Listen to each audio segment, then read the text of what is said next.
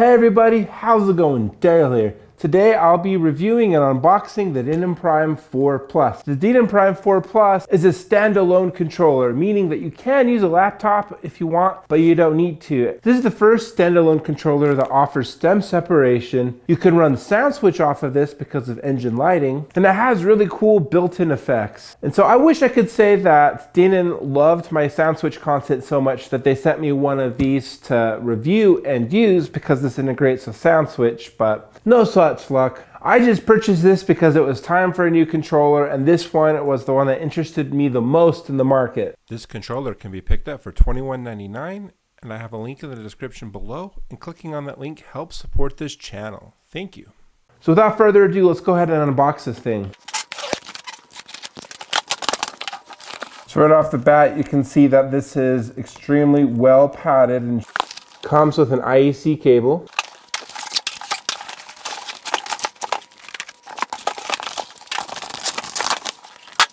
It comes with this goodie bag, a USB to Type B cable, a microfiber cloth to wipe the screen of the Denon Prime 4 Plus, this plastic cover with felt on the back, a little baggie of screws, some really cool stickers, a free 2-month trial of SoundSwitch, an invitation to download Denon Prime, a safety manual, and a quick start guide. And of course, our Denon Prime controller. And we have our Denon Prime controller, shiny and new. This protective cover I showed earlier goes to keep the screen nice and protected during transit. Also worth noting, unlike my SX2, I am not going to transport this inside of my bun booth. It just got so damaged doing it that way, so I'm going to transport it in this lightweight Magma case. This is what that looks like.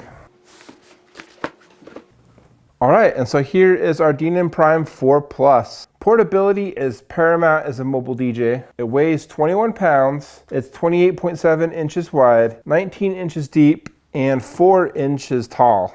Okay, first things first, we need to power this thing on. You just simply plug it in and push power on. So this DJ controller basically has everything you'd expect in a DJ controller. So it has like a crossfader, up faders for each channel, tempo and pitch control, a looping mechanism, performance pads, etc., etc.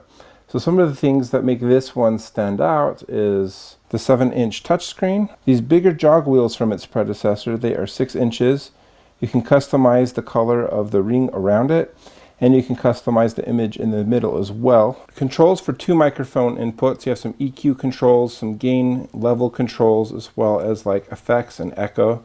3 different volume controls, one for your booth, one for your main, and one for your external zone. External zone is where you can have like a second playlist playing simultaneously. A really cool sweep effects engine, and it has 4 different kinds, which you can control on each channel right here. They're really cool and easy to use. Your traditional low pass, high pass filter, and echo. And it has like that post echo effect.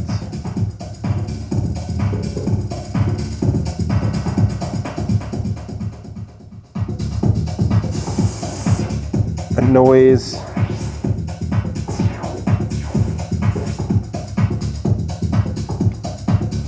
As well as a wash.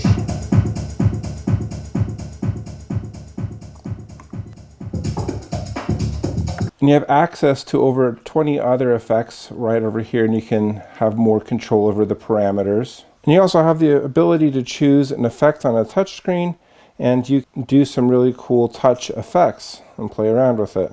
And you have like an SD card data source that you can put in here, or USB drives. And you can eject your drives with this button. You also have the option for an internal drive.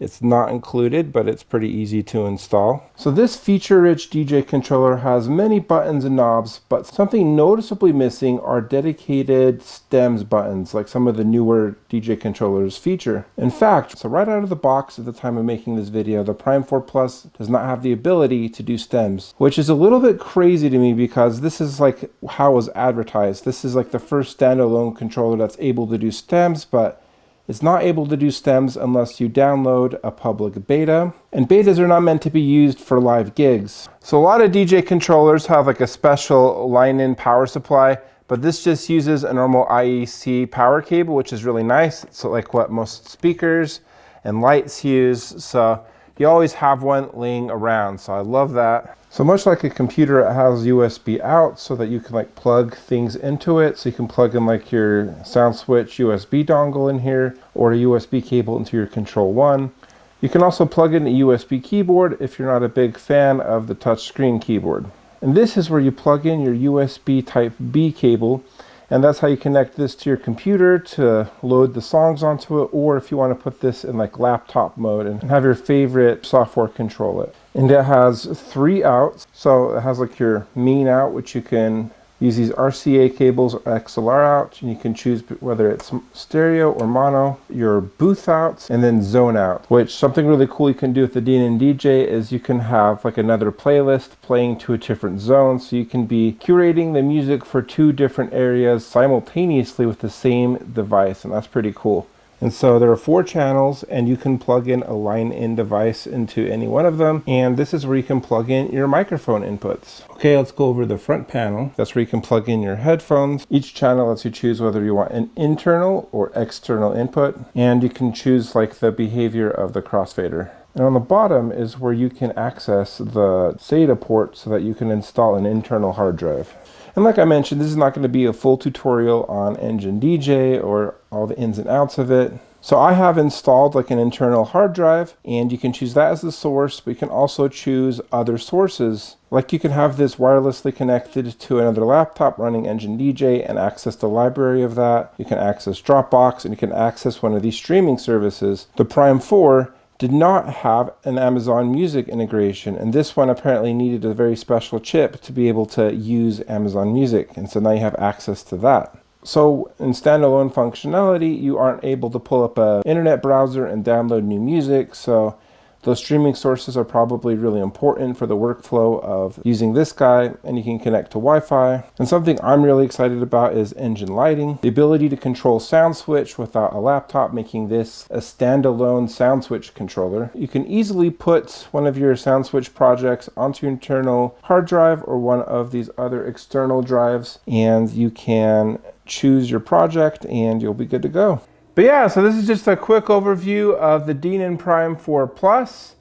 As a mobile wedding DJ, I'm really excited to use this out in the field. I think the real review will be like using this out in the field and using it in real life situations. Yeah, it seems really cool. It has really cool effects engine. I like the SoundSwitch integration, and I like that it has like so many different controls available to you right in front of you. It's really cool that it has the standalone functionality, and I think standalone functionality in general is really cool, and the Prime 4 was a hit, and the Prime 4 Plus just takes that concept even further. Stems were so heavily advertised with this controller, but it was a little bit of a letdown that they're not really implemented quite yet. And it's also kind of interesting that there are no dedicated stems buttons. I don't want to have to be using the touchscreen to control a really integral part of my workflow. But other than that, I am eagerly anticipating the day that it is ready, and I will probably download the beta now that like busy season is over and play around with it. I think that this will take some getting used to. It's a different workflow than using a laptop, but I'm eager to tackle the challenge. But overall, a really great controller. So what do you think about this controller? Have you tried one out? Let me know what you think down in the comments below, and please smash like and subscribe, and I'll see you in the next video.